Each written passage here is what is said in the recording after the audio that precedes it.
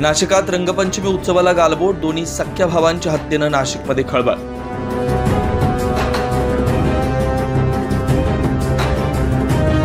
राज्यभरात बुधवारी रंगपंचमी मोठ्या उत्साहात साजरी करण्यात आली। नाशिकमध्ये मात्र होळी पाठोपाठ रंगपंचमीला देखील गालबोट लागल्याचं समोर आलंय। नाशिक रोड येथील आंबेडकरवादी बोधलेनगर परिसरात रात्री 2 सख्या भावांची धारदार शस्त्राने हत्या करण्यात आली। हत्या झालेले दोन्ही भाव असल्याचं समजतंय। प्रशांत जाधव, उमेश उर्फ मुन्ना जाधव असं हत्या झालेल्या दोन्ही भावांची नाव आहेत।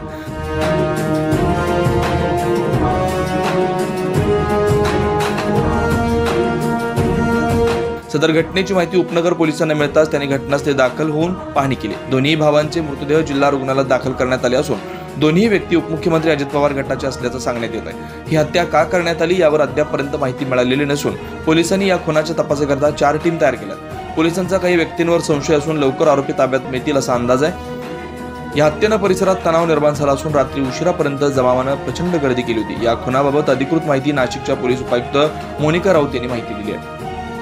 आज उपनगर पोलीस स्टेशन हद्दीमध्ये आंबेडकरवाडी या ठिकाणी 2 सख्या भावांचा खून करण्यात आलेला आहे। धारदार शस्त्राने खून झालेला आहे। मयतामध्ये प्रशांत जाधव आणि उमेश जाधव अशी दोघांची नावे आहेत। त्या संदर्भामध्ये पोलीस घटनास्थळी पोहोचलेले आहेत आणि नेमकी घटना कशामुळे घडलेली आहे आणि काय नेमकं वादाचं कारण आहे त्याबाबतची माहिती आम्ही घेत आहोत।